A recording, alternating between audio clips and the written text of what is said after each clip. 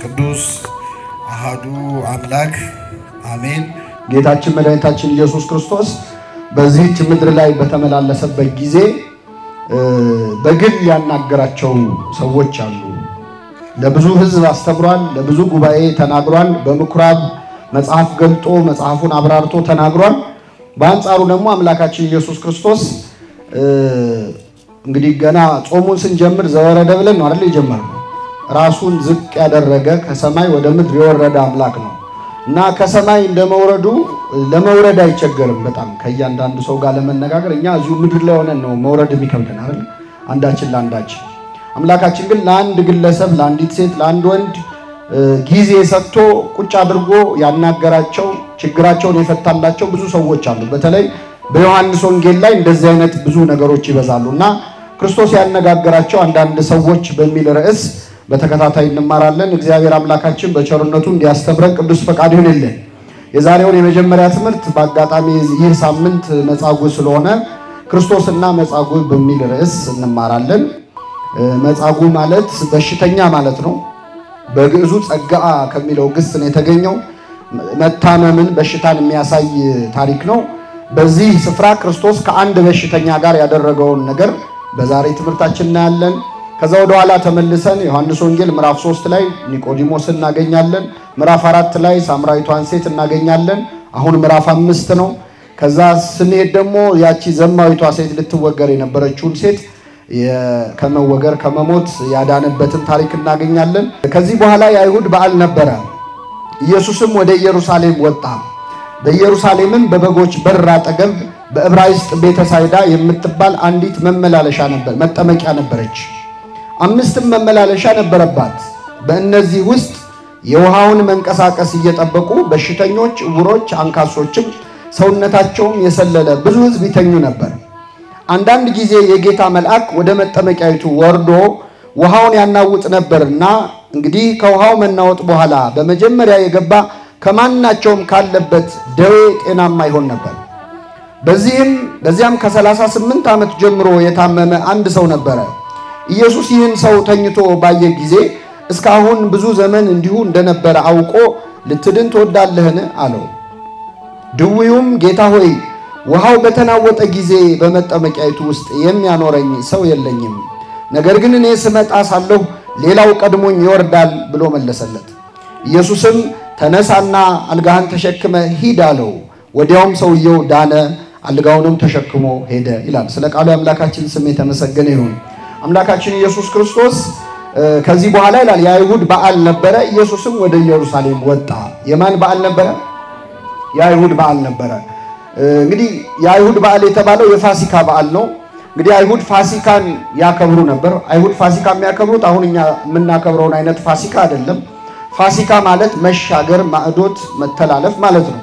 ስለዚህ እስራኤላውያን ከግብጽ ባርነት ነፃ የወጡበትን ቀን በየዓመቱ እንዲያከብሩ እግዚአብሔር አዟቸው ነበር። ኦሪት ዘጸአት ምዕራፍ 12 እና ምዕራፍ 14 ላይ ታነቡታላችሁ። የበግ ደም አፍሰው በሩን፣ መቃኑን፣ ጉበኑን ቀብተው ሰውተው ያንን በልተው ከግብጽ ባርነት እግዚአብሔር ነፃ አወጣቸው። ካወጣቸው በኋላ ያንን ቀን በየዓመቱ ያከብሩት ነበር። ምን እያሉ? ፋሲካ እያሉ መሻገር፣ ከግብጽ መከራ ወደ ነፃነት የተሻገርንበት ዕለት እያሉ በየዓመቱ ያከብሩ ነበር። አምላካችን ኢየሱስ ክርስቶስ እዚህች ምድር ላይ ሰው ሆኖ በመጣበት በተገለጠበት ጊዜ ከሕፃንነቱ ጀምሮ ሕግ ጠባያዊም ሕግ መጽሐፋዊም ጠበቀ ይላል። የተፈጥሮን ሕግ ጠብቋል። የተፈጥሮ ሕግ ማለት 9 ወር ተጸንሶ እንደማንኛውም ሕፃን 9 ወር ሙሉ በጽንስ ቆይቶ ከዛ መወለድ፣ ቀስ በቀስ ማደግ፣ ሁሉን ነገር ፈጽሟል ክርስቶስ። ይህ ሕግ ጠባያዊ ይባላል፣ የተፈጥሮ ሕግ ማለት። ሕግ መጽሐፋዊ ደግሞ ብዙ ነው። አንዱ ፋሲካን ማክበር ነው። አምላካችን ኢየሱስ ክርስቶስ ፋሲካን ያከብር ነበር። ሕፃን ሆኖም ወላጆቹ በየዓመቱ ፋሲካን ያከብሩ ነበር ይላል። ዮሴፍና እመቤታችን ክርስቶስን ይዘውት ወደ ቤተ መቅደስ ይሄዱ ነበር። እንደውም ጠፍቶ ሁሉ ነበር አይደል? በስንት ዓመቱ? በ12 ዓመቱ ጠፍቶ ነበር ይላል። ክርስቶስ ከተጠመቀ በኋላ ደግሞ 4 ፋሲካዎች እናገኛለን።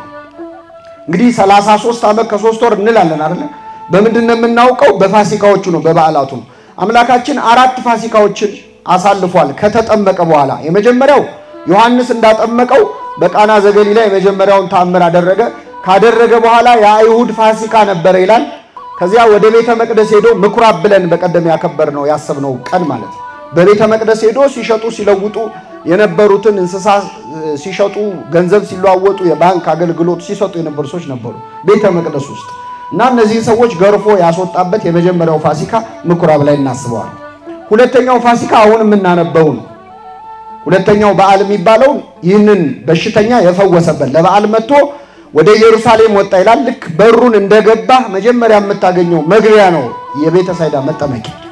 ስለዚህ የአንበሳ በር የሚባል በር አላቸው። ብዙ ጌቶች አሉት ኢየሩሳሌም። በአንበሳ በር ገብቶ በበጎች በር ገብቶ መጀመሪያ የሚያገኘው መጠመቂያ ውስጥ ገብቶ ተአምር ያደረገበት እና ይህን በሽተኛ የፈወሰበት ነው። ስንተኛው ፋሲካ? ሶስተኛው ፋሲካ 5000 ሕዝብን አሳና እንጀራ አበርክቶ ያበላበት ነው።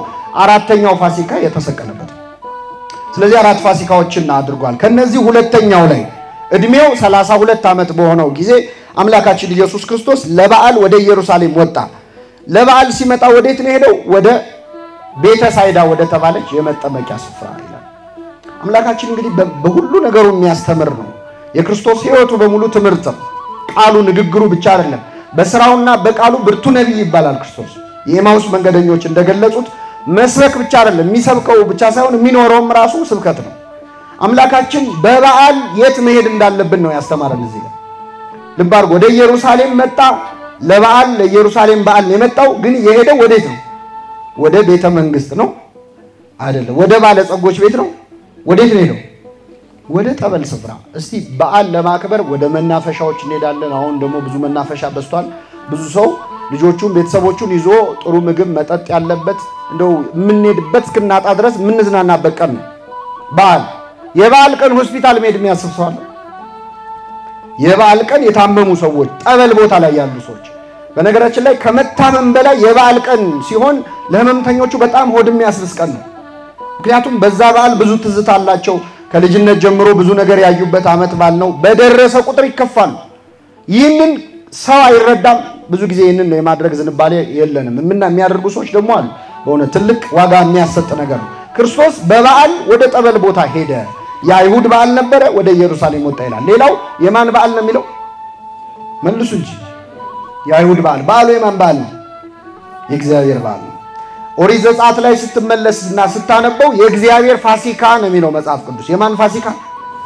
የዮሐንስ ወንጌል ላይ ግን ሁሉንም በዓላት ስታዩ የአይሁድ ፋሲካ ደርሶ ነበር፣ የአይሁድ በዓል ደርሶ ነበር ነው የሚለው። እግዚአብሔር ከሕዝቡ ጋር እንደተጣላ እየገለጸ ነው ያለው። በዓልነቱ የእግዚአብሔር በዓል ነበር፣ በዓለ እግዚአብሔር ነበረ። ግን የአይሁድ በዓል ተብሏል። ለምን? አይሁድ እግዚአብሔርን ደስ የሚያሰኝ ነገር አይሰሩበትማ። አሁን በዓል ሲመጣ እግዚአብሔር በሁለት አይን ነው የሚያየው። የምናከብርበትን አከባበር ያይና ወይ የሱ በዓል ነው አለዚያ የኛ በዓል ነው። ገብቷችኋል አይደል? የእግዚአብሔርን በዓል በእኛ ስም ከመጠራት ይሰውረን። በሆነ በጣም ከባድ ነው። አንዳንድ በዓል አሁን ለእኛ ነው ለእግዚአብሔር ነው የሚያሰኝ በዓል የለም። አንድ ሰው በቃ እንደው ካለ ልክ ሲበላ ከጠዋት ጀምሮ ከተፈሰከበት ከእኩለ ሌሊት ጀምሮ ያው እኛ የጾም ሰዓት ነው እንጂ ማንጠነቅቀው የፍስክ ሰዓት ታውቃላችሁ፣ ስትሪክት ነው። ሰዓት አይቶ ነው ሰው የሚበላው አይደለ? ሰዓት አይቶ አይጾምም እንጂ ልክ ሲፈታ ጀምሮ ቀኑን ሙሉ መጀመሪያ ሆዱን እንዲያለሰልስ የሆነ ነገር፣ ከዛ ሌላ ነገር፣ ከዛ የሚጠጣውን። አሁን ይሄ በዓል የእግዚአብሔር በዓል ነው የሰውየው በዓል? የሰውየው ለራሱ ነው እያከበረ የእግዚአብሔር በዓል። አንዳንዴ እግዚአብሔር ከኛ ጋር ሲጣላ እንደውም ምን ይላል መሰላችሁ? ትንቢተ አሞጽ ላይ በዓላችሁን ጠልቼዋለሁ፣ ዓመት በዓላችሁንም ተጸይፌዋለሁ። በዓሉ እኮ የእግዚአብሔር በዓል ነው፣ ግን ዓመት በዓላችሁን ተጸይፌዋለሁ። ኧረ በጣም የሚከብድ ሌላ ቃል ደግሞ እዛው ላይ አለ። የዝማሬን ጩኸት ከኔ ያርቅልኝ ይላል። አትጩህብኝ፣ አትዘምርልኝ፣ የዕጣናችሁ ሽታ ያስጸይፈኛል፣ ከኔ ያርቁልኝ። ዓመት በዓላችሁን ተጸይፌዋለሁ። ድሃ እየበደላችሁ ድሆችን ዞር ብላችሁ ያላያችሁ ግፍ እየሰራችሁ በዓል ብታከብሩልኝ ምን ያደርጋል? ዓመት በዓላችሁን ተጸይፌዋለሁ። ጾምንም ሲጸየፍ እናገኘዋለን። እግዚአብሔር በእውኑ ነው የመረጥኩት ጾም ይህ ነውን ይላል። ቅን እንድትፈርዱ አልነበረም ምን ይላል? ይህም ብለን ግን ጾሙን እናቁም ማለት አይደለም። ስህተት በስህተት ይታረማል አይታረምም። ጾሙ ትተን ኃጢአቱን ማቆም ነው። እና አምላካችን ኢየሱስ ክርስቶስ የአይሁድ በዓል ነበር በተሰኘው በዚህ በዓል ወደ እዚህ የጠበል ስፍራ መጣ። በኢየሩሳሌም በበጎች በር አጠገብ ይላል። በምኖች በር?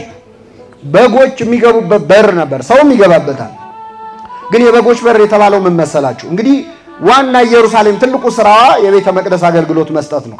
በዚያን ጊዜ ልዩ ልዩ መስዋዕት ለእግዚአብሔር ይቀርብ ነበር። እግዚአብሔር በበግ፣ በፍየል፣ በበሬ፣ በላም ደም የሕዝቡን ኃጢአት ይቅር ይል ነበር፣ ያስተሰርይ ነበር። ግን በጉ ዝም ብሎ ማንኛውም በግ አይደለም መጥቶ የሚሰዋው። በግ መሆኑ ብቻ በቂ አይደለም። አንደኛ ራሱ የሰጠው እግዚአብሔር ዝርዝር ሕግ አለ። የአንድ ዓመት የሆነ በግ ይሁን ወንድ ይሁን የአንድ ዓመት የሞላው ይሁን ቀንዱ ያልከረከረ በጎች እድሜያቸው እየጨመረ ሲመጣ ቀንዳቸው ምን እያለ ይመጣል? የሚከረክር ነገር ይመጣል። ስለዚህ ቀንዱ ያልከረከረ፣ ጥፍሩ ያልዘረዘረ፣ ጸጉሩ ያላረረ ንጹህ በግ አቅርቡልኝ ብሏል። ስለዚህ የበጎች በር ላይ ሰው ሁሉ ለመስዋዕት የሚሆነውን በግ ያመጣና የተመደቡ ሌዋውያን ቆመው በጉን ይመረምራሉ። እውነት ይሄ መስዋዕት ለመሆን የሚበቃ በግ ነው ወይ የሚለው ማለት ነው። አጣርተው ይሆናል ካሉ ያስገቡታል። በምኖች በር? በበጎች በር በኩል የተባለው ያ በዛ በበጎች በር በኩል አጠገብ ቤተሳይዳ የምትባል መጠመቂያ ነበረች። የጠበል ስፍራ ነበረች። ቤት ሂዝዳ ይሉታል እስራኤላውያኑ። ቤተሳይዳ በእኛ ቤተሳይል ቤተ ምህረት የቅርታ ቤት ማለት ነው። በዛ መጠመቂያ 5 መመላለሻ ነበረበት ይላል። 5 መመላለሻ ማለት ምንድነው? 5 ደረጃዎች ነበሩ። በዚህም በዛም በኩል ብትመጣ የምትወርድባቸው ውሃው ያለው ጉድጓድ ላይ ነው፣ መሃል ላይ ነው። በዙሪያው ግን ያሉ 5 ደረጃዎች ነበሩ። በሽተኞች የሚተኙ ደረጃው ላይ ነበረ። እንግዲህ ምን አይነት የማይመች ቦታ እንደሆነ እንድትረዱ ነው። እንደው ሰው እንቅልፍ መተኛ ቢያጣ ደረጃ ላይ መተኛት ያመቻል? አያመችም። በሁለት ምክንያት፣ አንደኛ ደረጃ ስለሆነ ቦታው ፊዚካሊ አይመችም፣ ይቆረቁራል፣ ያማል። ሁለተኛ ደረጃ ዋና ስራው የሰው ምን ማድረጊያ። ስለዚህ አንተ ተኝተህ ሰው ይወጣል ይወርድብሃል። እና በደረጃ ላይ ተኝተው ይጠባበቁ ነበር ጠበል ሊጠመቁ። እንግዲህ አሁን ያለንበት ቦታ ቤተክርስቲያኑ የጠበል ስፍራ ነው። ራሱን የቻለ መጠመቂያ ቦታ አለው፣ መጠበቂያ አለው። ቤተሳይዳ ግን በሽተኛ ተዘርቶ የሚጠባበቅባት በጣም ለአይን የሚከብድ አይነት ቦታ ነበር። በእነዚህ ውስጥ የውሃውን መንቀሳቀስ እየጠበቁ በሽተኞችና ዕውሮች አንካሶችም ሰውነታቸውም የሰለለ ብዙ ሕዝብ ይተኙ ነበር። አንዳንድ ጊዜ የጌታ መልአክ ወደ መጠመቂያይቱ ወርዶ ውሃውን ያናውጥ ነበርና እንግዲህ ከውሃው መናወጥ በኋላ በመጀመሪያ የገባ ካለበት ደዌ ጤናማ ይሆን ነበር ይላል። ይሄ በጣም አሳዛኝ ነገር ነው። እንግዲህ ብሉይ ኪዳን እግዚአብሔር ከሕዝቡ ጋር በጣም የተራራቀበት ዘመን ስለነበረ የተጠመቀ ሁሉ አይድንም። ውሃ ውስጥ የገባ ሁሉ አሁን ጠበል ዛሬ ወረፋ ጠብቀ በደረሰ ሰዓት ትጠመቃለህ፣ እግዚአብሔር ከፈቀደ ትፈወሳለህ። ወይስ ቀድሞ የገባ ነው የሚፈወሰው? መልሱልኝ። እንዳመጣጣችን ነው የሚፈወሰው? ቢሆን ተደባድበን ነበር አይደል? እንኳን እንደዛም ሆኖ እንዲሁም ስራ አለብኝ ምናምን ብሎ ሰው እንዴት እንደሚጋፋ እናውቀዋለን። እና ጠበሉን ቀድሞ የተጠመቀ ሰው የሚፈወስበት ዘመን ላይ አይደለም አሁን ያለ ነው። ያ ዘመን ግን እግዚአብሔር ከሕዝቡ ጋር የተጣላበት ዘመን ስለነበር አንደኛ ሁልጊዜም ብትገባ አትፈወስም፣ እዛው ውሃ ውስጥ ብትዘፈዘፍም አትፈወስም። መቼ ነው የምትፈወሰው? አንዳንድ ጊዜ የጌታ መልአክ ይወርድ ነበረ። በቤተክርስቲያናችን ሊቃውንት ትምህርት ይህ መልአክ ቅዱስ ሩፋኤል ነው። ሩፋኤል ማለት እግዚአብሔር ፈዋሽ ነው ማለት ነው። እና መልአኩ ቅዱስ ሩፋኤል ከእግዚአብሔር ተልኮ ይመጣና ይወርዳል፣ ውሃውን ያናውጸዋል። የሚወርድበት ዓላማ ውሃውን ለመባረክ ነው። ውሃው ውሃ ነው፣ ግን መልአኩ ሲባርከው ምን ይሆናል? ጠበል ይሆናል። አንዳንድ ሰው ጠበል ውሃ ነው ብሎ እንደው ትልቅ ሚስጥር ያወጣ የሚመስለው ሰው አለ። ውሃ እኮ ነው ይላል። ጋዝ ነው እንዴ ብለናል እኛ? ዘይት ነው ብለናል?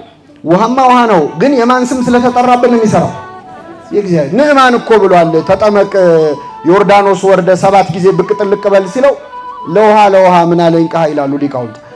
ለውሃ እኔ አገሬ ምን የመሳሰሉ ወንዞች አሉ አይደል እንዴ? ሰዋኛ አይደል እንዴ? አቡናና ፋርፋ የሚባሉ ወንዞች አሉ። ትቀልድብኛለህ እንዴ? እኔ ወይ የሚቀባ ነገር ትቀባኛለህ ወይ የሚጠጣ ትሰጠኛለህ ብዬ ነው። ለመጠመቅማ ውሃ ባገሬ ሞልቷል አለ። ግድ የለህም አሉት ሎሌዎቹ። ግድ የለም ይሄ ሰውዬ ያለው ነገር እውነት ይሁን ውሸት ይሁን እንግዲህ መጽሐፈ ነገሥት ላይ ነው የተጻፈው። ግባና 7 ብቅ ጥልቅ በል ካልዳንክ የዛን ጊዜ ይሄን ሰውዬ እንገለዋለን አሉ። እሺ ብሎ ገባና 7 ጊዜ ብቅ ጥልቅ አለ። ሲወጣ በሰባተኛው ለምጹ ረግፎ አዲስ የተወለደ ሕፃን ሆነ። እግዚአብሔር ማድረግ ይችላል አይችልም? ግን ገብቶ የወጣው ምን ላይ ነው? ውሃ ላይ ነው። እግዚአብሔር እንግዲህ እግዚአብሔር እጁን ሲያሳርፍበት ሁሉ ነገር ይቀየራል። ወደ ቤተክርስቲያን ውሃ ሲገባ ምን ይሆናል? አፈር ሲገባ ምን ይሆናል? እኛ ስንገባ እሱ ላይ ነው ችግሩ አይደል? ስንገባም ስንወጣም አንድ አይነት። ቅዱስ ዮሐንስ አፈወርቅ ሚላል ወደ ኖህ መርከብ ቤተክርስቲያን በኖህ መርከብ ትመሰላለች ይልና ወደ ኖህ መርከብ ጅብ ሆኖ የገባ ሲወጣም ምንድነው? ጅብ ነው። ተኩላ ሆኖ የገባ ተኩላ ነው። ወደ ቤተክርስቲያን ግን ጅብ ሆነው ገብተው በግ ሆነው የሚወጡ ሰዎች አሉ። ሆዳም ሆኖ ገብቶ ጾመኛ ሆኖ የሚወጣ ሰው የለም። ሲገባም ጅብ ሲወጣም ጅብ ከሆነ ግን እግዚአብሔር በቸርነቱ ይማራል። ስለዚህ ውሃውን መልአክ እግዚአብሔር መጥቶ ያናውፀው ነበር። ለቅዱሶተ ማያት ነው የሚወርደው፣ ውሃውን ለመባረክ ይወርድ ነበር። ቀድሞ የገባ ሰው በዚያ ስፍራ ቀድሞ የገባ ሰው ይፈወስ ነበር። አምላካችን ኢየሱስ ክርስቶስ ወደዚህ ቀረበ። እንግዲህ መላእክት አንዱ እግዚአብሔር ከሚያሰራቸው ብዙ ነገር አንዱ ውሃን መባረክ መቀደስ ነው። መላእክት ለኛ ከበሽታ መዳን ትልልቅ ተአምራት የማድረግ ጸጋ አላቸው። መጽሐፈ ኢዮብ ምዕራፍ 33 ላይ እንዲህ ይላል፣ ከሺህ አንድ ሆኖ አንድ በሽተኛ ሰውን በተመለከተ ነው ጻድቁ ኢዮብ የሚናገረው። ከሺህ አንድ ሆኖ የሚተረጉም መልአክ ቢገኝለት ለአንድ በሽተኛ ከሺህ አንድ ሆኖ የሚተረጉም መልአክ ቢገኝለት ይላል እየራራለት ቤዛ አግኝቻለሁና ወደ ጉድጓድ እንዳይወርድ አድነው ቢለው ያ መልአክ ወደ እግዚአብሔር ቢያማልድለት ቢጸልይለት ስጋው እንደ ሕፃን ስጋ ይለመልማል፣ ወደ ጉብዝናው ወራት ይመለሳል ይላል። እግዚአብሔር የተመሰገነ ይሁን። ቅዱሳን መላእክት ውሃን ባርከው ቀድሰው በሽተኛን መፈወስ ምን ይላል ይችላሉ በተሰጣቸው ጸጋ እና መልአኩ ቀድሞ በገባ ነበር። እዚህ ላይ እንደው አንዳንድ ነገሮችን እግዚአብሔር ያስቀመጠልን ትምህርቶች አሉ።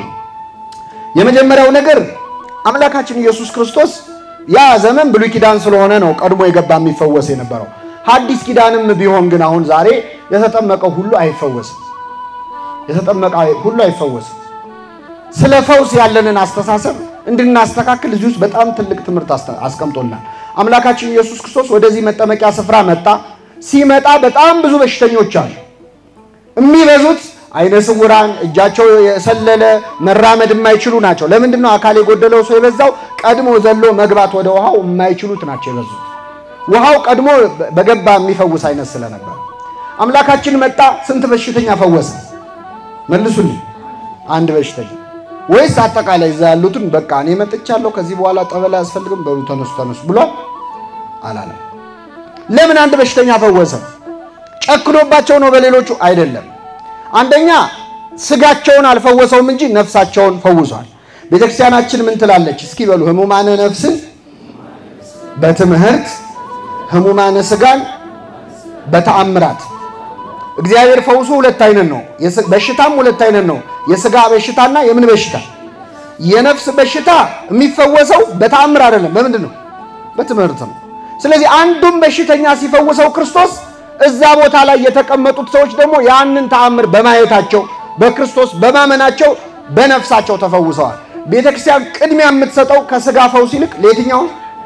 ለነፍስ ፈውስ። ለዚህ ነው አሁን ፈውስ ብዙ የማይጋነነው። እኛ ቤተክርስቲያን ልብ ብላችሁ ከሆነ ምስክርነት ሲነገር መቼ ነው የሚነገረው? ልዩ የፈውስ መርሃ ግብር ወይም የምስክርነት መርሃ ግብር ተገኝታችሁ ታውቃላችሁ? እንደዛ የሚያደርግ ሰው ካለ በእውነት ክርስትናን አልተረዳውም። አንደኛ እግዚአብሔር በፕሮግራም አይፈውስም። አሁን ማለት እግዚአብሔር ከፈለገ ይፈውሳል፣ ከፈለገ አይፈውስም። ፈዋሽ ማን ነው? የእግዚአብሔር የሥራ ጊዜ አለው የለውም? ዘወትር አርብ ከ12 ሰዓት ከ45 እስከ 1 ሰዓት ከ20 ይፈውሳል እግዚአብሔር። እንደዚህ አይነት ክርስትና የለም። እንዲህ አይነት ለሁሉ ፈውስን ቃል የሚገባ በፈለክ ጊዜ እንደዚህ አትል። ከፈለገ ይፈውሳል፣ ካልፈለገ ምን አይልህ አይፈውስም። ብትፈወስም ባትፈወስም ግን እግዚአብሔር ምንድነው? ፈዋሽ ነው፣ ሁሉን ማድረግ የሚችል። ለአንዳንድ ሰው በሽታው ቢጠቅመውስ? ከአንዳንድ ፈውስ እኮ መታመም ሊበልጥ ይችላል። ታውቃላችሁ? ከጤናው በላይ ህመሙ የሚጠቅመው ሰው አለ። ወያመጽ ደዌ በእንተ ጤና ለነፍስ። ቅዱስ ዮሐንስ አፈወርቅ በተግሳጹ ስለ ነፍስ ጤና በሉ እስኪ በስጋ ላይ በሽታን ያመጣል። ስለማን ጤና? ስለ ነፍስ ጤና። በመታመሙ እግዚአብሔርን ያወቀ ሰው አለ፣ ብዙ የተጠቀመበት ሰው አለ። ስለዚህ ያ ሰው መታመሙ ይጠቅመው ከሆነ አይፈውሰውም። የመጣው ሁሉ ይድናል፣ የመጣው ሁሉ ይፈወሳል። የቤተክርስቲያን ትምህርት አለ። ብዙ አይነት በሽተኞች አሉ። ቅዱሳኑ ህመም ነበረባቸው። ደዌ ዘንጽ፣ ደዌ ዘሴት የሚባል የንጽህና በሽታ አለ። ከቅድስና የሚመጣ በሽታ አለ። ለምሳሌ ቅዱስ ጳውሎስ ራስ ፍልጠት ነበረ፣ ራሱን ያሟል፣ ጎኑን በጣም ይወጋው ነበረ። ደጋግሞ ጸለይኩ ይላል። ስለዚህ ጉዳይ እንዲርቅልኝ እባክህ ብዬ ጸለይኩ። ይገርማል። ጳውሎስ ሆድ ቁርጠትና ራስ ምታት እንዴት ያሟል? ጳውሎስም ባለፈውም አንስተነዋል። ጳውሎስ በጨርቁ ምን ይል ነበር? ይፈውስ ነበር። ግን እሱን ግን ምን ይለዋል? ያሟል። ጨርቁን እየነካው ነው፣ እየለበሰው ነው፣ ግን አያድነውም። እግዚአብሔር ከፈለገ እንደዛ ነው። አንደኛ ፍጡር መሆኑንም እንዲረዳ ነው። ምን አለ ራሱ ሲናገር? በመገለጥ ብዛት እንዳልታበይ ይላል። በምን ብዛት?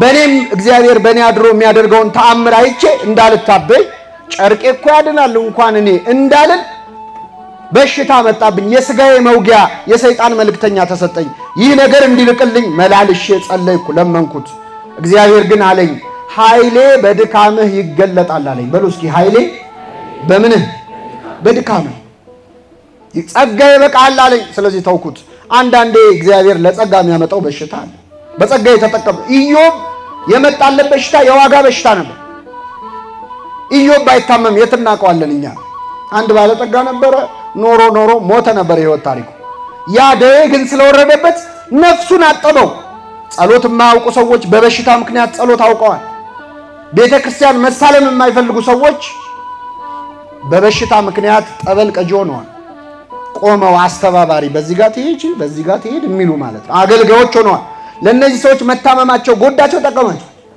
ጠቀማቸው ስለዚህ እግዚአብሔር ጤናን ራሱ ለጥቅም እና ሁሉም ይፈወሳል የሚል ትምህርት በቤተክርስቲያናችን የለም እግዚአብሔርም ለሁሉም ፈውስ ቃል አይገባም መፈወስም በእውነት የሚያጸድቅ ነገር አለ አሁን ለምሳሌ እኔ ቆሜ እንደምናገረው የመፈወስ ጸጋ ቢሰጠኝ የነካሁት ቢፈወስ ወይ ጸሎት አድርጌ እንዲያረኩት አንድ አባትም እንዲረጭቶ ቢፈውስ በሰማይ ፈውሰሃል ተብሎ አይጸድቅም ታውቃላችሁ ምክንያቱም ፈውስ የማን ነው የእግዚአብሔር ነው በራሱ ኃይል አልፈወሰውም ስለዚህ አንተ ይሄን ያህል በሽተኛ ፈውሰሃል ተብሎ አይጸደቅም ይሄን ያህል በሽተኛ ጠይቀሃል ተብሎ ግን ይጸደቃል አይጸደቅም አይገርማችሁ ከመፈወስ በላይ መጠየቅ ያጸድቃል ጌታም ዳግም ሊፈርድ ሲመጣ ብራብ አላበላችሁኝም ብዩ ብታመም አልፈወሳችሁኝም አይልም ምን አላላችሁ አንጠየቃችሁ ምክንያቱም እጅን ጭነ ከምትፈውሰው በላይ አንድም በሽተኛ ሄደ አይዞ እግዚአብሔር ይማረህ ብለ አብረው መቆየት ማጽናናት እሱ ነው የበለጠ ለነፍሳችን ዋጋ የሚሰጠን ይህን በማድረግ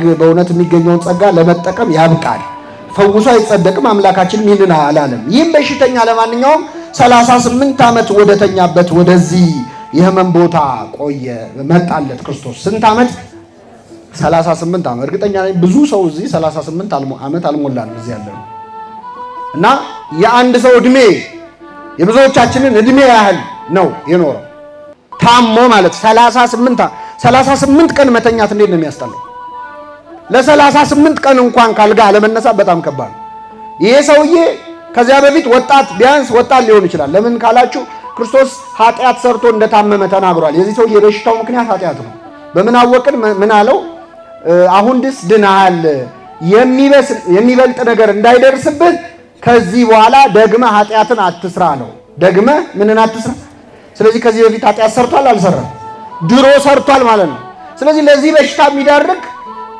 ምክንያት ነበር ማለት ነው ኃጢያት ሰርቶ ነበር ኃጢያት የሚሰራበት እድሜ ላይ ደርሷል ማለት ቢያንስ እንግዲህ 12 ዓመት አልፎት ነበር ይዛ ስለዚህ እሱ ላይ 38 ጨምሩበት 38 ዓመት ሙሉ አልጋው ላይ ተጣብቆ ቁጭ ብሎ ነበር ጌታ ሲወለድም አልጋ ላይ ነበር ይሄ ሰው ክርስቶስ በቤተልሔም የተወለደ ጊዜ እመቤታችን ስታጠባው መላእክት ሲዘምሩ ይሄ በሽተኛ አልጋው ላይ ሆኖ አንድ መልአክ ወርዶ አሁን ያናውፀው ይሆን አያናውፀው ይሆን እያለ ይጠብቅ ክርስቶስ አድጎ 32 ዓመት ሆኖት ሲመጣ ይሄ በሽተኛ ባልጋው ተኝቶ ነው በነገራችን ላይ ሰው ታሞ እግዚአብሔርን ሳይሰድብ ሳያማርር በበሽታ በደዌ የሚኖር ሰው እንደ ሰማዕት ነው የሚቆጠረው ይላል ቅዱስ ዮሐንስ አፈወርቅ ሰማዕትነት ነው ህመምን መታገስ መከራን መታገስ ጸጋ ነው ዋጋ አለው በእግዚአብሔር ዘንድ ሳያማርሩ እግዚአብሔርን ሳይሳደቡ ሰው እግዚአብሔርን ስደብ እስክትለው ድረስ ሚስቱና ጓደኞች ኢዮብ ያ ሁሉ ፈተና ሲደርስበት እግዚአብሔር ሰጠ እግዚአብሔር ነሳ የእግዚአብሔር ስም ምን ያለው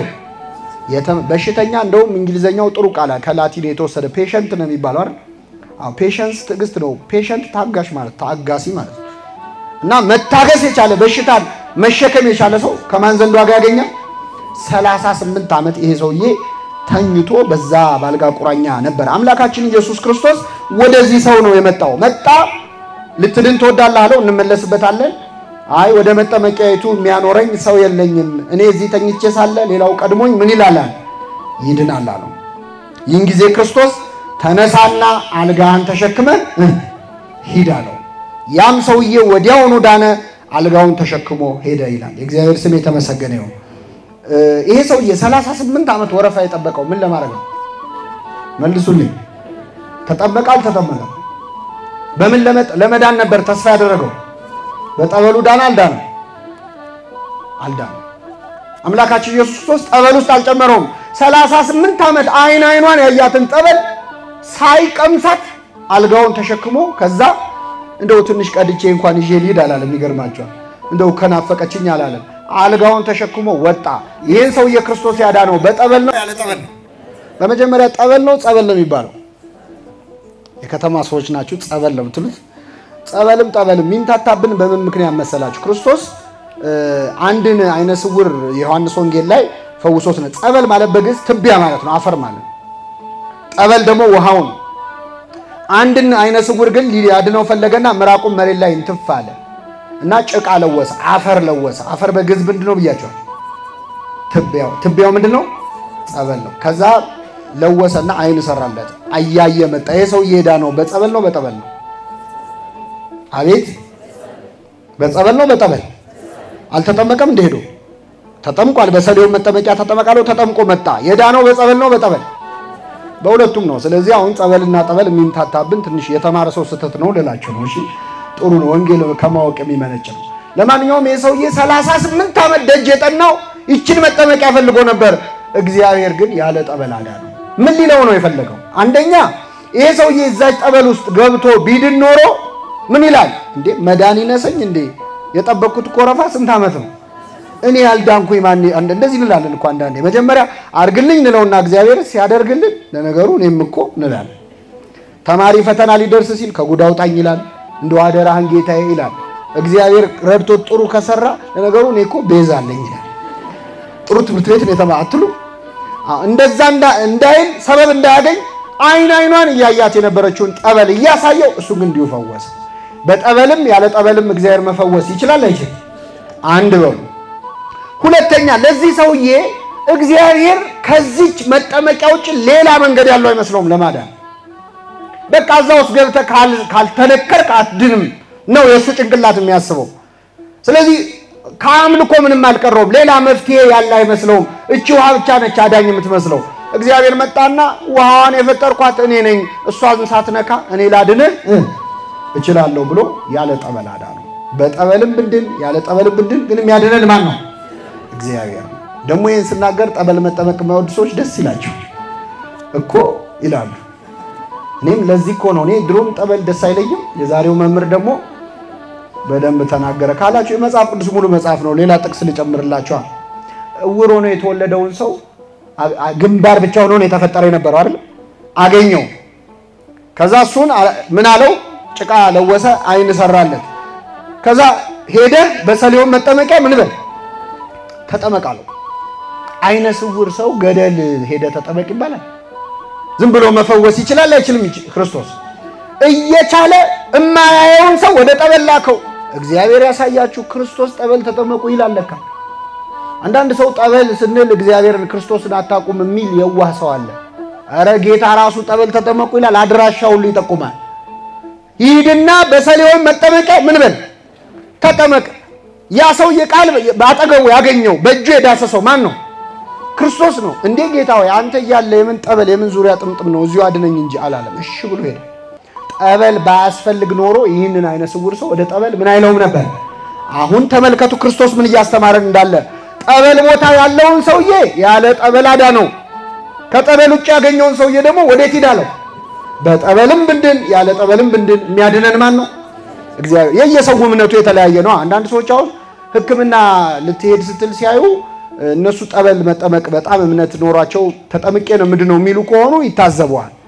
ደው ዝም ብለሽ ሆስፒታል ከምትዞሪ አትጠመቂም ብለው ወይ አትጠመቅም ብለው ሌላውን ሰው የጥፋተኝነት ስሜት እንዲሰማው የሚያደርጉ ሰዎች። እግዚአብሔር ግን እንደዚህ አላለም። ለሁላችንም የሚፈውሰን እንደየእምነታችን። ሕክምና ለምሳሌ ኃጢአት ነው ማለት አይደለም። ሕክምና የራሱ የእግዚአብሔር ፍጥረት ነው። እግዚአብሔር ለኛ የሰራው መፍትሄ ነው። ቅዱስ ባስልዮስ የተባለው ሊቅ ምን ይላል መሰላችሁ? አዳምና ሔዋን ከገነት ሲባረሩ የቁርበት ልብስ አለበሳቸው እግዚአብሔር ይላል። የምን ልብስ? የቁርበት ልብስ። ሕክምናም ከዛ የተለየ አይደለም ይላል። ከድቀት በኋላ የሰው ልጅ ከወደቀ በኋላ በሽታ ደዌ እንደሚኖርበት የታወቀ ነው። ስለዚህ ለሰው ልጅ ድካም የሚሆን መፍትሄ አበጀለት። ስለዚህ ሕክምና ማለት አዳምና ሔዋን ከወደቁ በኋላ ከለበሱት ቁርበት ምንም አይለይም ይላል። መጽሐፈ ሲራክ ደግሞ ይህን በደንብ ግልጽ አድርጎታል። ላንብብላችሁ። ሲራክ 38 ላይ እርሱን እግዚአብሔር ስለመረጠው ጌትነቱም እንደ እጁ ሥራ ነውና ባለመድኃኒትን አክብረው ይላል። ምንን አክብረው? ሐኪምን አክብር። ሕይወት ከእግዚአብሔር ዘንድ የሚገኝ ሲሆን ድርጎውን ከንጉሥ ይቀበላል። ባለመድኃኒትን በጥበቡ ያከብሩታል፣ በመኳንንቱም ዘንድ ይመሰገናል ይልና እግዚአብሔር መድኃኒትን ከምድር ፈጥሯልና አዋቂ ሰው ባለመድኃኒትን አይንቀውም ይላል። እግዚአብሔር መድኃኒትን ከምን ፈጥሯል? ስለዚህ ሐኪም ቤት ሄደን ስንታከም የሚያክመን ዶክተርን ከአፈር የፈጠረው ማን ነው? ዶክተሩ የሚሰጠንን ኪኒን ከቅጠል የፈጠረው ማን ነው? ስለዚህ ያዳነን ማን ነው? በሕክምናም ብንድን በጠበልም ብንድን ምንድነው? በማን ኃይል ነው? በእግዚአብሔር። ሌላው እግዚአብሔር በጥቂትም በብዙም ማዳንም ይችላል። አሁን ጠበል ሲጠመቅ አንዳንድ ሰው ብዙ ቀን መጠመቅ ዓመት ተጠምቄ ድናለሁ ሊል ይችላል። አንዳንድ ሰው ደግሞ አረ 2 ቀን ከተጠመቅ 3 ቀን ይበቃኝ 1 7 ይላል። አንዳንድ ሰው ጠበል ጠጣ ሲባል በክዳኑ ስጡኝ የሚል የለም፣ በትንሹ የሚበቃኝ የሚል ሰው አለ። አንዳንድ ሰው ደግሞ የምን በክዳኑ በጀሪካን ቁጭ አድርጎ ፀሐይ የሞቀ 10 ሊትር ሲል ንቅል አድርጎ ያወጣልኛል የሚል ሰው አለ። በጥቂትም በብዙም ግን የሚፈውሰን ማን ነው? ለምን አበዛሽ ይሄን ሁሉ ለምን ትጠጫለሽ ብሎ አይጠይቅም እግዚአብሔር። በትንሽ እድናለሁ የሚለውን በትንሽ ያድነዋል፣ በጥቂትም በብዙም ማዳን ለእግዚአብሔር አይቸግረውም ይላል። አንዳንድ ሰው ቅዳሴ ጠበል ሲቀዳለት ሙላው እንጂ ምን ትሰስታለህ ይለዋል አይደል? አሁን ካንተ አይወሰድብስ ትጨምረው ይለዋል። አንዳንዱ ደግሞ በቃ ይላሉ ገና ጠብሲ። ይሄ እኮ ወንጌልም ላይ ያለ ነው። ያቺ ሴት እዚህ ላችኋ ጨርቁን ብነካ ድናለሁ አለች። ምኑን ብነካ? ቢነካኝ አይደለም ክርስቶስ ቢያየኝ አይደለም እፍ በልብኝ ዳሰኝ እያሉ ነው ሌሎች የዳኑት። እሷ ግን ምኑን ብነካ? ጨርቁን ብነካ። መጣች ጨርቁን ነክታ እሷ በሰላም ልትሄድ ነበር። ደሟ ቀጣለ ወዲያው። ከዛ ኃይል ከኔ ወጥቷል አለ ክርስቶስ። እንዴ ጌታ ሆይ ብዙ ሰው እየተጋፋ አይደል ዙሪያህን እየገፉት እኮ ነው አይፈወሱም እንጂ። ስንት ወድ ቁርጠት ያለበት ሰው ስንት ራስ ምታት ያለበት ሰው ክርስቶስን ምን እያለው ነው? እየተጋፋ ነው የማንፈወስ ሰዎች አሉ። ከበነው ጧትና ማታ ሳንለየው ሌሎች መተው ሲፈወሱ እኛ እንፈወስ። ጨርቁን ነክታ ጨርቁ ምንድነው? ትንቢተ ኢሳይያስ ምዕራፍ 6 ላይ የልብሱን ዘርፍ መቅደሱን ሞልቶታል ይላል። የመቅደሱን በር እንዲዳሰው የሚድኑ ሰዎች አሉ። መቅደሱስ ቆሞ የማይድን ሰው ደግሞ አለ። ውስጥ ሆኖ ያገለገለም አይድን። ይቺ ሴት ብነካው ድናለሁ አለች። ከሷ ትንሽ ያሉ ያነሱ ሰዎች ሲነካይ ነው ምድነው ጌታ ሆይ አንተ ዳሰኝ ያኔ ድናለሁ የሚሉ ሰዎች አሉ። ከሁለቱም ደግሞ የሚበልጥ አለ። እኔም አልዳስስም አንተም እንዳዳስሰኝ፣ እንደውም እኔ ያለውበት ቦታ አንተ እንዳትመጣ ቃል ብቻ ተናገር ልጄ ምን ይላል? የባሰ አይደለም ይሄ? እዛ ሆነ ተናገር ደዌ ላንተ ምን ነው? እኔ እንኳን በስሬ ሎሌዎች አሉኝ አገልጋዮች አሉኝ። ና ስለው ይሄዳል ሂድ ስለው ይሄዳል ና ስለው ይመጣል። በሽታ ላንተ ምን ነው? ውጣ ብትለው ይወጣል፣ ግባ ብትለው ይገባል። ቃል ብቻ ተናገር ልጄ ምን ይላል? ይፈወሳል። ከቤቴ ጣራ በታች ልትገባ አይገባኝም። ከምኔ በታች? ከጣራ በታች። አንዳንድ ሰዎች ደግሞ ጣራውን ገንጥለው በሽተኛ ይዘው የሚገቡም አሉ። የሉ ወንጌል ላይ አለ። ከቤቴ ጣራ በታች መግባት አትገባም ሳይሆን ጭራሽ ጣራውን ገንጥለን ከገባን ምታድነው። ሁሉንም እንደየእምነቱ ግን የሚፈውሰው ማን ነው? አያችሁ ድካማ እስማ አንተ ተአምር ድካሙ ለሰብ ይላል። የሰውን ድካሙን አንተ ታውቃለህ። እንደየድክመትህ እንደየ ንዝህላልነታችን እያየ በተኛበት የሚፈውሰው አለ፣ ሄዶ የሚፈውሰው አለ። በማንኛውም መንገድ ግን ብንፈወስ የሚፈውሰን ማን ነው? እግዚአብሔር። ይህን ሰውዬ ቀረበው ክርስቶስ። በሽተኛ እንዴት መጠየቅ እንዳለበትም አሳየን። መጣና ምን አለው? ልትድን ትወዳለህን አለው። በሽተኛን ስንጠይቅ በትህትና መጠየቅ እንዳለብን እና ግልጽ እና በጣም አጭር ጥያቄ። እኔ አንዳንዴ በሽተኛ ሊጠይቅ ሄዶ ወይ መድኃኒት አያዝለት ብቻ ዝርዝሩን የሚጠይቅሰዋል። መቼ ነው የጀመረሽ ብሎ መቼ ነው የጀመረ? በዚህ ጊዜ። ከዛ እንዴት ሆነ? እንዲታከምኩ። ከዛ ምን አሉሽ? ሰውየው ከበሽታው በላይ በቃ ሆዱ ቆስሎ ሲያወራ ማለት ሲያብራራ። በዛ ላይ ህመምተኞች ደግሞ ከህመሙ በላይ ጸባያቸውም ህመሙ ራሱ በጣም ጸባያቸውን ይለውጣል። ክርስቶስ በጣም በትህትና ነው የቀረበው። በሽተኛን በትህትና ማናገር የሚችል ሐኪም ነው። ቀርቦ ምንድነው ያለው? ላድን ትፈልጋለህ አላለውም። እስኪ በሉ ልትድን ላድን አይደለም ምን ልትድን እኔን እኮ ብታምነኝ አድን ነበር ያው አታምንብኝም እንጂ አላለም እኔ እኮ እንዲነኛል ስለማንነቱም አልተናገረውም እኛ ብንሆን አሁን የመፈወስ ጸጋ ያለን ብንሆን በሽተኛ ብናገኝ እንዴት ነው የምንሆንበት ከመፈወሳችን በፊት ራሱ አይደለም ለመፈወስ ሰዎች እኔ ትራፊክ አሁን ሰው ሲቀጣ ይቼ ነው መጣውትና ከቅጣቱ ሁኔታው ማለት ጎርደድ ብሎ አንድ ሁለቴ በቃ ማለት ሲኦል የሚጨምርህ ነው የሚመስለው ቢቀጣ ይሻላል አንድ ፊቱ ለቅጣት ይቆፈሳል ለፈውስ ቢሆንማ ምን ነው የሚያደርገው ሰው አሁን ይሄ ሰውዬ የቀጣ ሰውዬ ሊፈውስ ቢሆንስ ተውት አምላካችን ልትድን ትወዳለህን አለው ላድን አላለውም እኔ እኮ አምላክ ነኝ በሽታ እኮ ለኔ እኮ ተራ ነገር አላለም ልትድን ትወዳለህን አለ ክርስቶስ ለበሽተኛው ሚራራ የሚገርማችሁ ከሙያ እዚህ መሃል ሐኪሞችም አላችሁ እርግጠኛ ነኝ ከሙያዎች የተጠራባቸው ብዙ ሙያዎች አሉ አንዱ ሐኪም ነው ክርስቶስ ሐኪም ነው እኛ በሽተኞች ነን ኃጢያት በሽታ ነው ለምንድነው ክርስቶስ ሕክምናን ለሱ ሰጥቶ ራሱን ባለመድኃኒት ብሎ የጠራው ሐኪሞች በሽተኛቸውም እንዴት እንዲያዩ እንደሚፈልግ ነው አንተ አንድ እዚህ መሃል ሐኪም ካለ አንድ ሐኪም በሽተኛውን እንዴት ነው ማየት ያለበት ካላችሁ ክርስቶስ እሱን እንደሚያየው ነው እንደ ኃጢያተኛነትህ እንደሚያይህ አንተ ኃጢያትን እንደሚታገስህ በነገራችን ላይ ክርስቶስ እንደ ሕክምና ነው ትምርቱም ወንጌሉም አንዳንዴ ተክሳጽ ምናምን እየተባለ ሰው የሚያቆስል ነገር መናገር አይገባም በወንጌል ስም ምክንያቱም ቅዱስ ዮሐንስ አፈወርቅ ምን ይላል መሰላችሁ ወመገስጽ ይሄ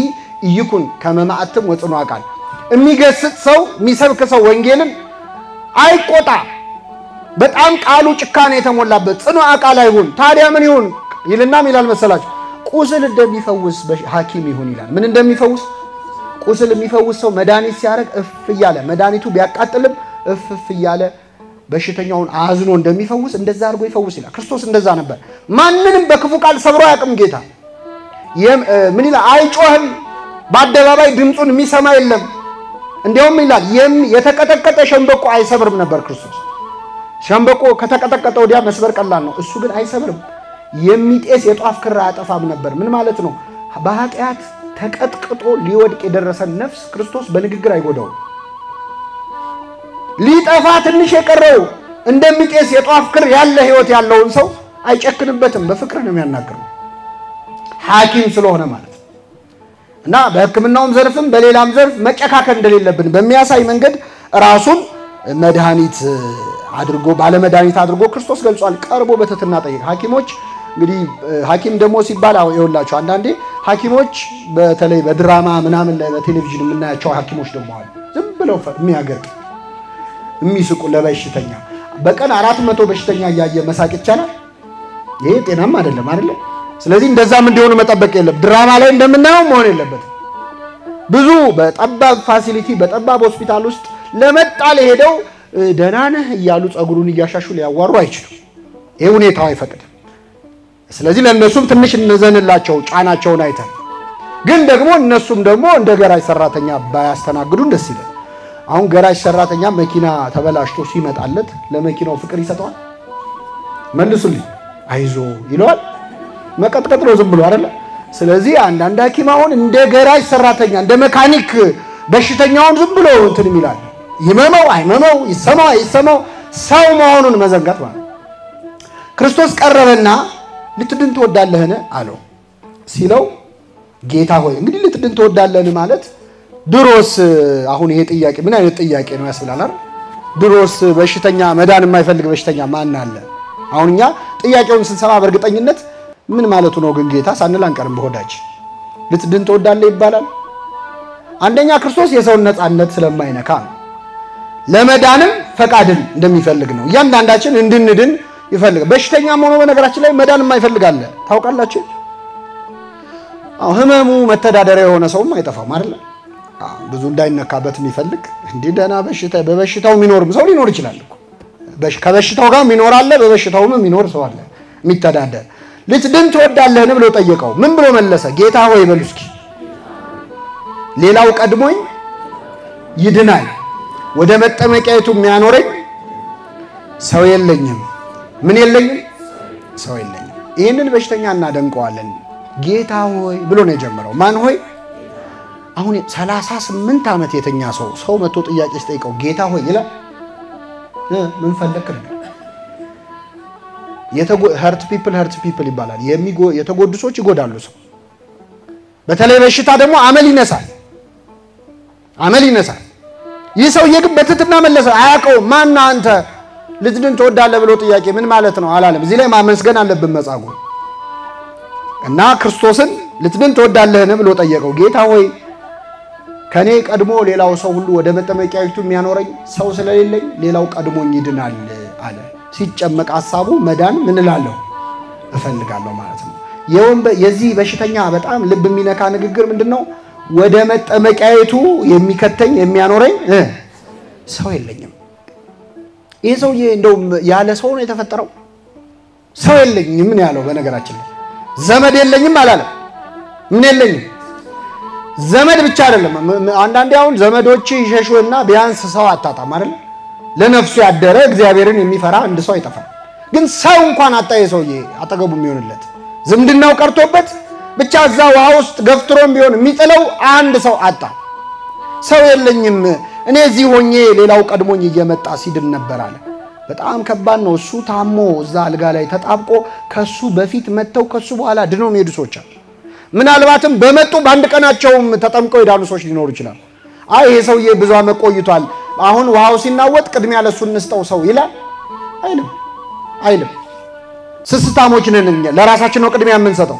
ስለዚህ ሰው የለኝም አለ። ለክርስቶስ ይሄን ያለው ለምን መሰላችሁ? ሲያየው የ31 ዓመት ጎልማሳ ነው ጌታ። ስለዚህ ምናልባት እሱ እዚህ ጸንቶ ከቆየ እሱ ራሱ ውሃ ውስጥ ይጨምረኝና ድናለሁ፣ አለዚያም ብዙ ሺህ ተከታይ ስላለው ከተከታዮቹ አንዱን በላንተ እዚህ ቆይና የሰውዬ ውሃው ሲናወጥ ጠብቀ ገፍትረ ከተተው እና ይፈወስ ይልልኛል ብሎ አስቦ ሰው የለኝም አለ። ክርስቶስ ይህን ጊዜ ምን አለ? ተነሳና አልጋህን ተሸክመ ሂድ አለው። ያን ጊዜ ያ ሰው ወዲያውኑ ዳነ፣ አልጋውን ተሸክሞ ሄደ ይላል። እግዚአብሔር የተመሰገነ ይሁን። ክርስቶስ ምኑን አሸክሞ ላከው? አልጋውን። ለምን ላከው? አንደኛ የፈወስኩ በነፃ ነው። ይሄ ሰውዬ ምንም ንብረት የለውም። ብቸኛ ንብረቱ ምኑ ነች? እሷንም ይዛሃት ሂድ አለው። ስለዚህ በነፃ ነው የፈወስኩ ነው አንድ በሉ። ሁለተኛ ይሄ ሰውዬ የተፈወሰበት ፈውስ ወይም ታምራቱን ጽናት ታምራቱን ለማሳየት ነው። አንድ ሰው 38 ዓመት በሽታ ላይ የነበረ ሰው ሲድን ወዲያው ተነስቶ አልጋ መሸከም ይችላል? አይችልም። ትንሽ እስኪያገግም ያዞረዋል። ትንሽ መለማመድ እግሩም ብዙ ዓመት እንትን ስላለ ትንሽ ይታሻል። እና ሐዋርያ ጌታ ይህን ሰውዬ ሲፈውሰው ቆይ መጀመሪያ እግርህን ታሽተ ብሎታል። ተነሳና አልጋህን ተሸክመ ሂድ አለው። ፈወሰው። ያለ ቀሪ ያለ ተረፈ ደዌ የቀረ በሽታ ሳይኖር እንዳዳነው ለማሳየት ያንን ሰውዬ አልጋውን አሸክሞ ሸኘው። ያለ ምንም ጉድለት የሚፈውስ አምላክ እንደሆነ የሚያሳይ ነው። ሌላው ግን ይህ ሰውዬ ዘመድ ወዳጅ ባጣባት 38 ዓመት ሙሉ በተሰቃየበት ዘመን 4 እግር ያላት ጥላው ያልሄደችው ዘመዱ ማነች? አልጋው ነች። ሰው ሁሉ ጥሎት ሲሄድ እሷ ያልሄደች በእርግጥ የምትሰማ አይደለች። አልጋው ግን ብቸኛ ዘመዱ ነበረች። ስለዚህ በተራ ተሸከማት አለው። የተሸከመችህን አልጋ በተራ ምን በለ ተሸከማት። ክርስቶስ የተሸከሙንን በተራ እንድንሸከም ይፈልጋል። እዚህ ማለት ሁላችንም የሆነ የተሸከመን አካል አለ። ወላጆቻችን አልተሸከሙንም? ተሸክመው የተሸከሙንን እንድንሸከም ይፈልጋል እግዚአብሔር።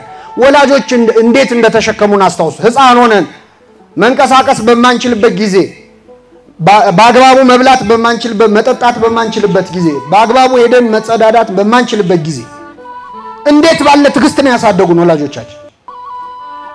ካደክ በኋላ የሆነ ሰዓት ወላጆችን ደግሞ የመሸከም ጊዜ ይኖራል። መጦር ብቻ አይደለም፣ ጠባያቸው ሊለዋወጥ ይችላል፣ ሊያስቸግሩ ይችላሉ። አይ በቃ ይላል አንዳንድ ልጅ ልክ አለው ለሁሉም ነገር ይላል። ሕፃን ሆነ እኮ ልክ አለው ለሁሉም ነገር ብለው እኮ አላባረሩ። ታግሰዋል፣ ተሸክመዋል። የተሸከመችንም ቤተክርስቲያናችንን መሸከም ይጠበቅብናል። እቺን ሀገር እኮ ቤተክርስቲያን ተሸክማታለች ታውቃላችሁ። እንዴት አርጋን የተሸከመችው ካላችሁ ለረጅም ዓመታት የትምህርት ሚኒስቴር የነበረችው እኮ ቤተክርስቲያን ናት። የትኛው ኬጂ እና የትኛው ትምህርት ቤት ነው ኢትዮጵያን እዚህ ያደረሰው? ማን በሰራው ፊደል ነው እዚህ የደረስነው? ምን ግባባው? ለብዙ ዓመታት የትምህርት ሚኒስቴር ሆና ካሪኩለም ቀርጻ ኢትዮጵያን ተሸክማ የኖረች ቤተክርስቲያን ነች። ግን ኢትዮጵያ በተራዋ ተሸክማታለች ለማለት በጣም ያስቸግራል። ባይሆን ማገዶ እያረገቻት ነው።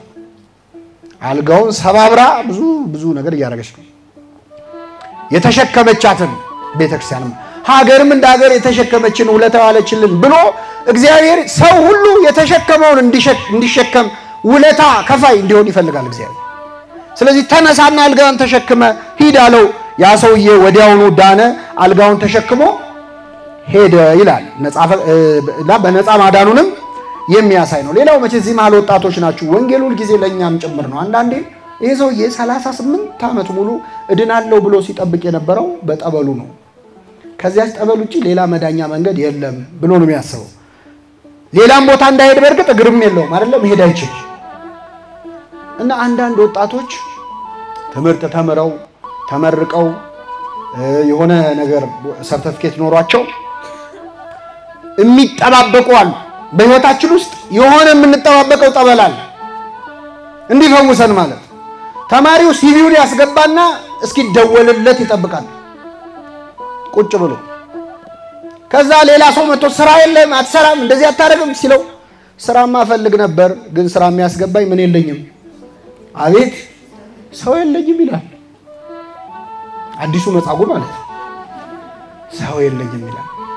እንዲህ እንዳልማር እንዲህ እንዳላረግ ሰው የለኝም ይላል። እና ደህና መካሪ ካገኘ ምንድነው መባል ያለበት? ተነሳና አልጋን አንጥፈ ከቤት ምን በል። አንዳንድ ኦፕሽኖች ይኖራሉ። ይሄ ሰውዬ እኮ እግር ስለሌለው ነው። አንተ ለምንድነው ጠበሉን የምታየው ቁጭ ብለህ? በህይወት ሌላ አማራጮች ሊኖሩ ይችላሉ። ለምን እድሜ ትጨርሳለህ? በዛች መንገድ ብቻ አይደለም ስራ ሊሰራ የሚችለው። ሌላ የህይወት አማራጮች አሉ፣ የህይወት መንገዶች አሉ። እስቲ ዞር ብለይ መጻጉዕ መውጣት እየፈለገ እንዳይሄድ እግር ይዞት ነው። አንተ እግር እያለ ለምን ካልጋ ጋር ትቆያለህ? ተወኝ እባክህ ሰው የለኝም ማለት እንደሌለብንም የሚያሳይ ነው። መጠመቂያው ላይ ብቻ ማፍጠጥ አያስፈልግም፣ መወሰን አለበት።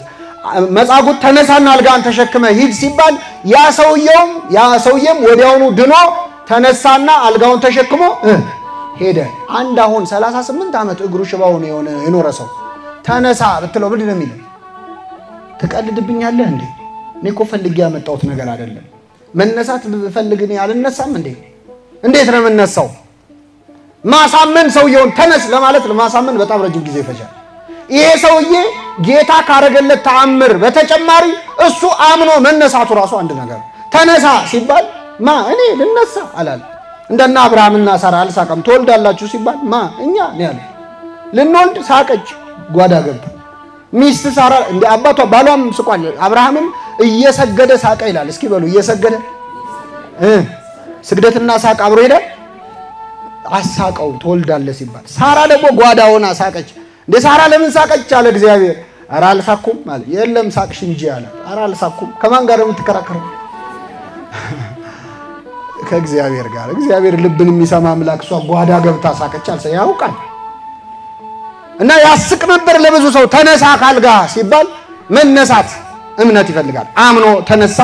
ይህ ሰው ወዲያውኑ ዳነ፣ አልጋውን ተሸክሞ ሄደ ይላል። እግዚአብሔር ስም የተመሰገነ ይሁን። ሁለት ነጥቦች እናንሳና የዛሬ ትምህርታችንን እናበቃለን። ይህ ሰውዬ አልጋውን ተሸክሞ ሲሄድ አይሁድ በጣም ተበሳጩ። መቼስ እንደ አይሁድ በጣም አስገራሚ ፍጥረት የለም። አልጋውን ተሸክሞ የሄደበት ቀን ሰንበት ነበረ። ምን ነበረ? ሰንበት። ያም ቀን ሰንበት ነበር። ስለዚህ አይሁድ ይላል የተፈወሰውን ሰው ሰንበት ነው አልጋ ልትሸከም አልተፈቀደልህም ማለት። እስቲ እግዚአብሔር ያሳያችሁ። አንድን ሰው መቼስ ይሄንን መጻጉዕ ማያውቀው ሰው የለም። ቤተሳይዳን የረገጠ ሰው ሁሉ ያውቀዋል። ለምን እዛ ተኝቷል አይደል? ስንት ዓመት ሙሉ ያውቁታል። መንገድ ላይ ሲያገኙት አሁን እናንተ 38 ዓመት ሙሉ መንቀሳቀስ የማይችል የነበረን ሰው በእግሩ ሲሄድ ስታዩ አልጋ ተሸክሞም ቢሆን ማለት ስታዩ ምንድን ነው የምትሉት? እንዴ አንተ እዛ ቤተሳይዳ የነበርከው በሽተኛ አይደለ እንዴ? አረ እግዚአብሔር ይመስገን ቆመ ሄድ። እንዴት ልትሄድ ቻልክ? እነሱ ከአንገት በላይ ብቻ የሚታያቸው እግሩ መቆሙ አይታያቸው። የእግዚአብሔር ሥራ አይታያቸው። የተኛ በሽተኛን እንዴት አስነሳው? የመጀመሪያው ጥያቄ መሆን ያለበት መጀመሪያ መሬት ነው መሳም ያለባቸው። የዚህ ሰውዬ ስቃይ ያውቁታል። እንዴት ከዚህ ስቃይ ድነ በጣም ድንቅ ነው። ውሃው ተናወጠ እንዴ? መልአክ መጥቶ ተናወጠ ማለት ነው። አንተ እንኳን ታግሳል ይገባል በእግዚአብሔር ይመስገን። እንደውም ቢያንስ እንጋብዘም ይባላል እኮ አይደል? ይሄ ሰውዬ ብዙ 38 ዓመት ተኝቶ እኮ እኔ መጀመሪያ ያሳሰበኝ ይሄን ታሪክ ሳይው የት ሄደ የሚለው ነገር በጣም አሳዘነኝ። 38 ዓመት ሙሉ ጠበል ቦታ ነው የቆየው አይደል? ከዛ ጠበል ሲነሳ የት ነው የሚሄደው? ዞር ሲል አያውቀው። አገሩ ሁሉ ተቀይሯል። 38 ዓመት ነው። ዘመዶቹ ጋር እንዳይሄድ ዘመድ የለኝም ብሏል አይደል? ምን የለኝም ብሏል። ስለዚህ የት ነው የሚሄደው? በልበል እኛ ቤት ቆይና ባይሆን የቀረውን እንነጋገራለን ነበር። እግዚአብሔርን የማያውቁ የእግዚአብሔር ሰዎች ስለሆኑ ግን አይሁድ የታያቸው አልጋ መሸከሙ ነው። እንዴት ተሸከም ካሉት ጥቃቅን ጉዳዮች የሚታየው ሰው አለ። ከሰው መዳን በላይ ጥቃቅን ጉዳዮች የሚታይ ጎሽ እንኳን ዳነ፣ እንኳን ተመለሰ፣ እንኳን ተፈወሰ፣ እንኳን ንስሐ ገባ፣ እንኳን ወደ እግዚአብሔር ቤት መጣ የሚለውን ትቶ ጥቃቅን ጉዳይ ያየ የሰው ልብ የሚሰብር ተናጋሪ አለ። ቤተ ክርስቲያን በስንት መከራ እስቲ ዛሬ ገብቼ ልማር ብለው የመጡ ሰዎችን ወይ ባለባበሳቸው ወይ ባነጋገራቸው ወይ ባካሄዳቸው የሆነ ነገር ብለን እኮ ያባረርናቸው ሰዎች አሉ። እንደዚህ ተለብሶ ነው የሚመጣው ምንላቸው ማለት እግዚአብሔር ይምጡለት እንጂ ሰው ክርስትና ከገባው አይደለም ጸጉሩን መቆረጥ አንገቱን አይቆረጥ ይቆረጣል አይቆረጥ። እኛ በር ላይ ነው የሆነ ቼክ ሊስት ይዘን ቆመን ሰው ምናባረው አንቺ ሁለተኛ እንደዚህ ይደረጋል እና እንዴት አልጋን ተሸከም ካሉት ይሄ የአይሁድ አንዱ ጸባይ ነው። እስቲ ምንልሳቸውን ላንብብላችሁ። ሰንበት ነው አልጋን ልትሸከም አልተፈቀደልህም ማለት እርሱም ያዳነኛ ሰው አልጋን ተሸክመ ሂድ አለኝ አላቸው። እስኪ በሉ ያዳነኛ ሰው አልጋን ተሸክመ ሂድ አለኝ ማ አቤት ያዳነኝ ያ ሰው። ቀጣዩ ጥያቄ ምንድነው? አቤት ማን ነው ያዳነህ ነው አይደል አላሉ። ላንብብላችሁ። ያዳነኛ ሰው አልጋህን ተሸክመ ሂድ አለኝ ብሎ መለሰላቸው። እነርሱም አልጋህን ተሸክመ ሂድ ያለ ሰው ማን ነው አሉት።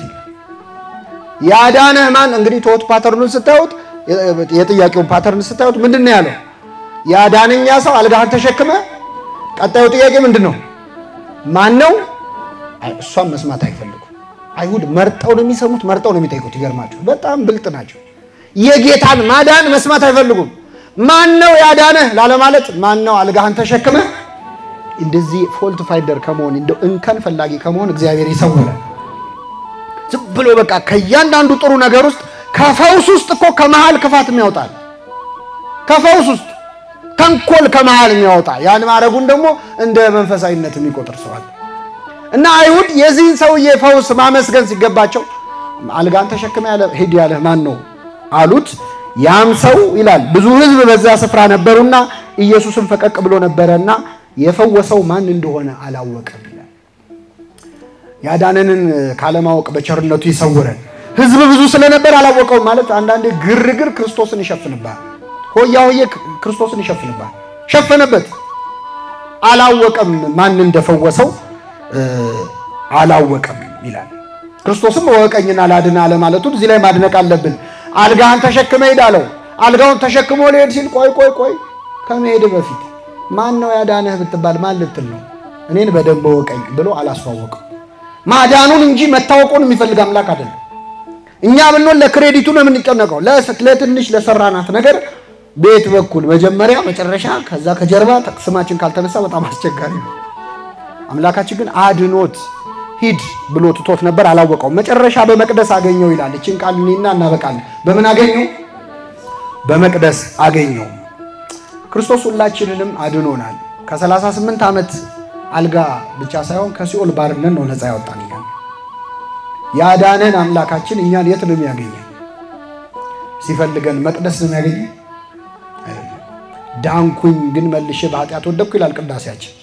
ካዳነን በኋላ ያዳነንን አለማወቅ ደግሞ ያዳነን አምላክ በማይፈልገን የት ነህ ስንባል እዚህ ነው ለማለት በመናፍርበት ቦታ ላይ እንገኛለን። ይህን ሰው አገኘውና ክርስቶስ ምን አለው? ከዚህ የሚበልጥ እንዳይደርስብህ ደግመ ኃጢአትን አትስራ። ይችን ቃል በሉ። ከዚህ የሚብስ እንዳይደርስብህ ደግመ ኃጢአትን ምን አትበል። እግዚአብሔር ምን እንደሚፈልግ ታውቃላችሁ? ከዚህ በኋላ የሚብስ እንዳይደርስብህ ደግመ ምን አትበል ኃጢአትን አትስራ። እስቲ ይብቃ። አሁን አንዳንዴ ልጆች ውሃ ሲጠጡ አይታቸዋል። ሊሚት የላቸው ዝም ብለው ይጋታሉ። እንትኑ ደስ ይላቸዋል። ይሄ የውሃው መንቆርቆር ደስ ብሏቸው ይጋታሉ። ምን ትሏቸዋላችሁ እንደዛ ሲል? በቃ እግዚአብሔር ኃጢአትን እንደ ውሃ ስንጠጣ የሚለው ምን መሰለህ? በቃ እስቲ የስካውን ያለፈው ዘመን ይበቃችኋል። የአሕዛብን ፈቃድ ያደረጋችሁበት በዝሙትም በመዳራትም የሥጋ ፍላጎትን በመከተል የሄዳችሁበት ያለፈው ዘመን ምን ይላል? ይበቃል። እስቲ ደግመ ኃጢአትን አትስራ። አሁን በሰራው ኃጢአት የምታፍር የምትሸማቀቅ ከሆነ እግዚአብሔር አንድ ነገር ነው የሚለው፣ እስቲ አትድገመው። እሺ አንዴ አድርገዋል አይደል? በቃ እኛ ግን አንዴ ገብቼበታለሁ። አሁን ልክ ጾም ላይ ለምሳሌ ሰው ተሳስቶ የሆነ ነገር ይበላል አይደል? ውይ ገደፍክ ብሎ ወሩን ሙሉ ይበላል። ግን እግዚአብሔር ምን እንደሚፈልግ ታውቃለህ? አንዴ ጎረስካል በቃ ደግመ እንዳጎርስ ነው። ገብቷችኋል? እዛው ላይ አቁሞ ኃጢአትንም እስካሁን የሰራው ጥሩ አይደለም። አዎ ያዝናል። ግን እስካሁን አንዴ ገብቼበት ሰው እሳት እጁን ቢያቃጥለው ገብቼ አንዴ ከተቃጠልኩ አይቀር ብሎ ልብሱን አውልቆ ይገባል? የቀረው አካሉን ይጠብቃል። ስለዚህ በኃጢአት የተቃጠለ ማንነታችንን ለጊዜው ይብቃኝ ብለን ቢያንስ ከዚህ በኋላ ኃጢአትን እንዳንሰራ የሚፈልግ ድጋሚ እድል የሚሰጥ አምላክ ነው። ለሁላችን ይህንን ይስጠን። የሰማነውን በልቡናችን ያሳድርብን።